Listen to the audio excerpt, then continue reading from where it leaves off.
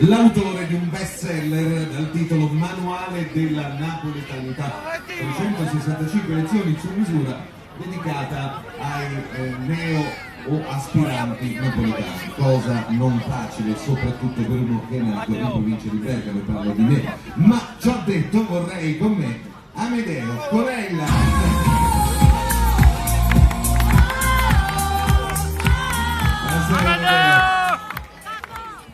Buonasera.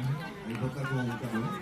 Sì, naturalmente ho portato a lui che è bergamasco, naturalmente un manuale di napoletanità. Come si fa a diventare ottimi napoletani? Io ci vorrei tanto provare, poi è un consiglio al giorno, no? Piano piano, per cui... Da leggere in realtà uno al giorno seduti in gabinetto la mattina. Ma lì sai, bisogna passarci, è necessario. È necessario, per cui insomma, se uno ha bisogno di passare del tempo. Allora, sì.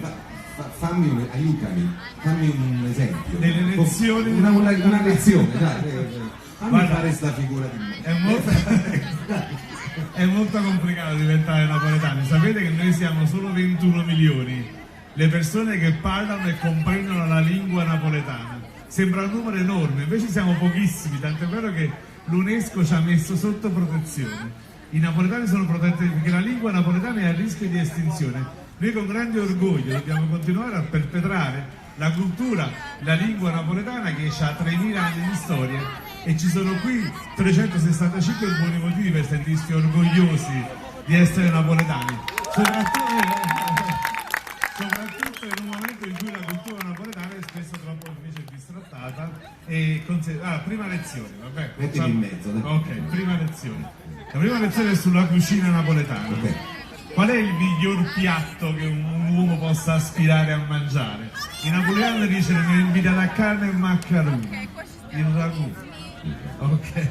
Che non è quello bolognese fatto no, al pezzettino. Per carità. Aspetta, sulla cucina però sono preparato, dai. Non mi scammare casetta. Perché il ragù napoletano è questa perfetta, lunghissima invenzione gastronomica. Deve papetiare, già questo nome lo capisci? Pensate a tradurre in napoletano in italiano la parola papetiare, pappiare, pappuliare, come l'avessimo a tradurre? Loro i milanesi dicono sobbollire. Sobbollire. Ma voi no, è così.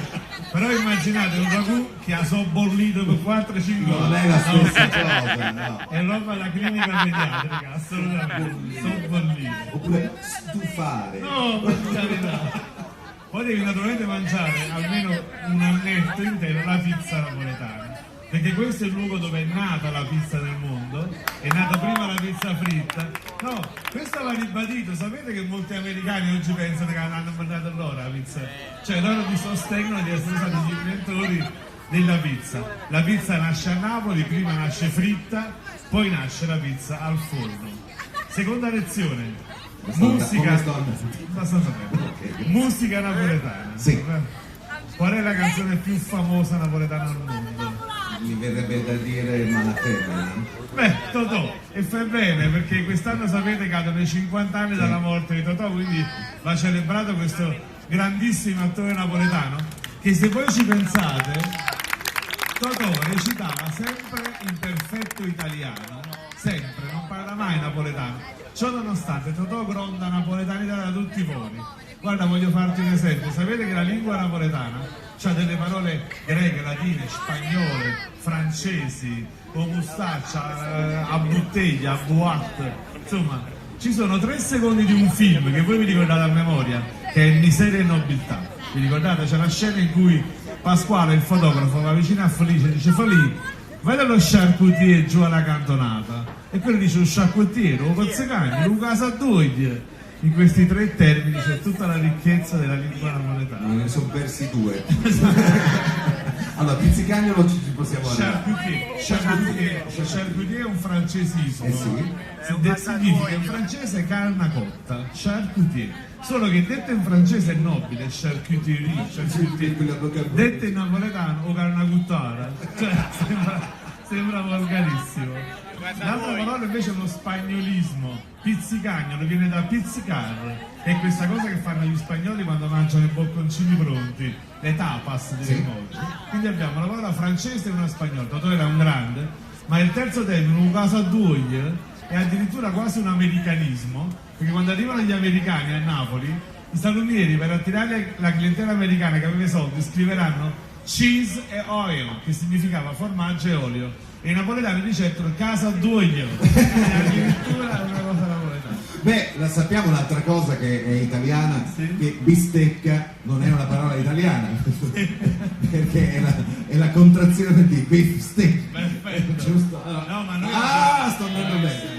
abbiamo parole straordinarie. Guarda, ce n'è una, abbiamo pochissime parole tedesche, sapete, nella lingua, questo però con decenza parlando lo dico. Sapete che il napoletano quando sta per dire una cosa che potrebbe risultare sconveniente all'orecchio di chi ascolta, dice con decenza parlando. Quando hai detto con decenza parlando, abbiamo il lascia passare per dire quello che vogliamo. 2 punti. 2 punti. Abbiamo pochissime parole tedesche nella lingua napoletana. Una è Spaß, divertimento si dice Spaß. Per esempio, lo sparagne deriva da Spar, che è tedesco. Un'altra parola è il peto silenzioso, con decenza parlando, che in napoletano si dice loffa. Ebbene, la parola loffa deriva dal tedesco Luft, che significa aria. Infatti immaginate, Lufthansa significa compagnia dell'aria. No, guarda che i tedeschi spesso sono proprio buffoni, capito? Per noi la Lufthansa è proprio una loffa. Un'altra cosa. Mi volevi mettere alla prova anche su cose un po' più piccanti? Beh, sì, vabbè. Ma abbiamo parlato di Con decenza cose che parlando. con decenza parlando, naturalmente abbiamo parlato di cielo, Sì. di cose che stanno in aria, Di mare. di mare. Sapete qual è la grande differenza fra un milanese e un napoletano?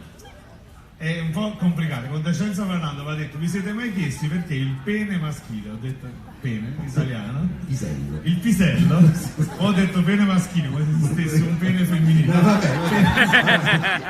Il pene, a Napoli si dice o pesce, quindi parlo pesce, a Milano si dice l'uccello, no? Allora è tutta qui, guardate, Sono ragazzi, 2 campionati diversi proprio. l'incomunicabilità fra il nord e il sud è tutta quanta qui. Perché se una parte cosa sta in acqua e nuota e a l'altra parte sta in aria e vola, ma come si potevano capire i 2 popoli che hanno questa visione così distinta della vita? È tutta qui la questione. Grande Amedeo Colella, posso studiare? Studia. Così l'anno prossimo quando torno vi faccio vedere come ho imparato e quanto sono diventato napoletano. Grazie di cuore, complimenti. Ciao Amedeo, grazie Amedeo Colella, complimenti ancora. Attenzione, attenzione!